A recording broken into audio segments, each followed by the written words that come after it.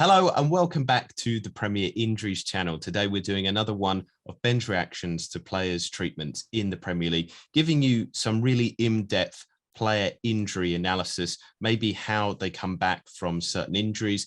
Today's one, I don't think is an injury. It's more a preventative measure, and we're going to be looking at Cristiano Ronaldo. But just before we start, please do subscribe to the channel. We've got another video like this looking at Ken Sema and the way he came back from an MCL injury. So hit that subscribe button. Do comment below, leave a like if you like this sort of content as well. There's going to be more of this. But yeah, Ben, what is Cristiano Ronaldo doing here on screen?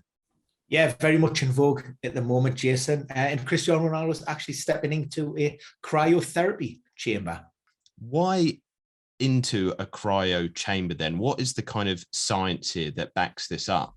Yeah, so I mean, the advantages of ice therapy, cold therapy have been lauded for a long time. There's lots of research out there.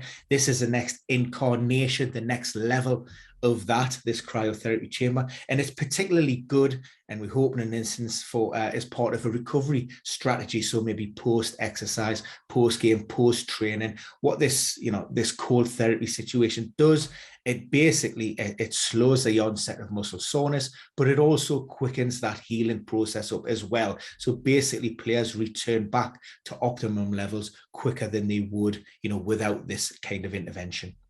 And I asked why into a chamber, because I'm sure a lot of people from playing football at whatever level in yesteryear, they'd be more akin to the wheelie bin full of ice method. I mean, why has that been thrown out the window? I mean, it hasn't here on Tyneside, certainly under Mike Ashley. The inflatable swimming pool and the ice bath, that was still very evident. But, this case, things move on. And in terms of an experience, it's a lot more pleasant. You can drop those temperatures down fairly quick and players are in and out within a shorter period of time. It's a lot more pleasant. And again, like I say, it's just a lot more suitable and appropriate now for elite level athletes. So let's go into the nitty gritty of the cryo chamber then. How long is a player going to be going into there for? Yeah, so typically we're looking at players for being in there a minimum of 3 minutes and probably a maximum around about 4 minutes. Is there a reason for differing times? Would it be the severity of the injury, or is it purely down to maybe personal choice? It is quite chilly. Yeah, I mean, so in terms of the research, what that would suggest is optimum levels of recovery within that type of environment. That 3 to 4 minute mark is basically where you need to be at. Anything less than that and you're not getting those desired effects. Anything past that, potentially the temperatures that these chambers drop to, then you may be putting yourself in danger and may even have a detrimental effect on the body. I mean, you've mentioned it there. What is the temperature going to be like in there? Yeah, so this obviously varies, but typically you're looking at minus 100 degrees Celsius, down to maybe 160 degrees, below. So pretty cold. That is pretty cold. I mean, obviously for somebody up in Newcastle, though, it's not that cold. That's t-shirt and shorts weather, Jason. us soft southerners would be probably adverse to going even in there at all. But yeah, let's bring it then. We're going into the nitty gritty. What is cryotherapy? I mean, how do they get it down to that cold level, and maybe looking a bit deeper into the science? I mean, what areas is it going to encourage healing in?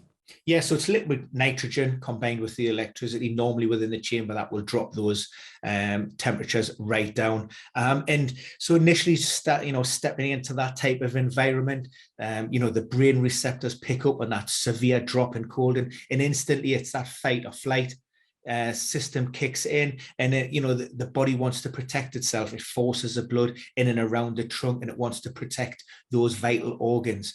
Once you step out of that chamber, the temperature rises, and that oxygenated blood then goes around the body and begins that healing process.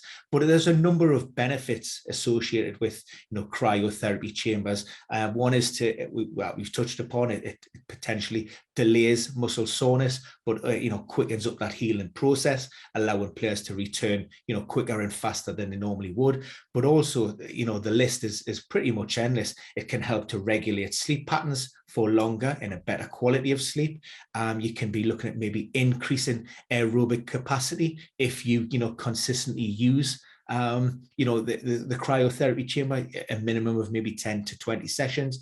It also increases the immune system by encouraging, the production of white blood cells. And it can also as well, and if research will tell us that because of that severe drop in temperature, that will, kickstart metabolism into overdrive. And that 3 to 4 minute blast can burn in the region of 4 up to possibly 800 calories, and not just that short little burst of cold air. And consistency is key with this, isn't it, Ben? You said there 10 to 20 sessions.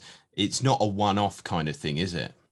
Absolutely not. And again, what you will find with an elite level sport, particularly those clubs who maybe have their own cryo chamber, or certainly, there's a lot on site, players will have this as part of their recovery strategy, as part of their normal sort of day-to-day post-training, game, recovery patterns. Because, when you're playing in the Premier League, double game weeks, or you're involved in European or domestic competition, when those games are coming thick and fast, we've just passed that festive fixture program.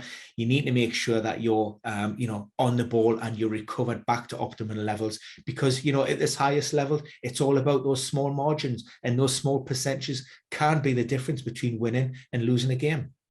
And just a final question in terms of Cristiano Ronaldo. Is it particularly important for somebody in his age range, a player in that higher age level group where obviously a knock or a niggle is potentially career ending for them? Or is it just really important for every age group? Yeah, well, we do know that, the older you get, that recovery process does begin to slow down a little bit. So, you need to take that additional extra bit of care, looking after yourself, preparing. And, he's meticulous. Cristiano Ronaldo wanted to be doing everything that he can possibly can. So once he crosses that white line, he's got to be ready for the battle, and he's going to be ready for the challenge. And this is all part of that mindset, and making sure that he puts him, he wants to maintain that status as being the best, and keeping them one step ahead of that opponent. And this is all part of that process. And, we are Premier Injuries here. We want to give people impartial and fair analysis.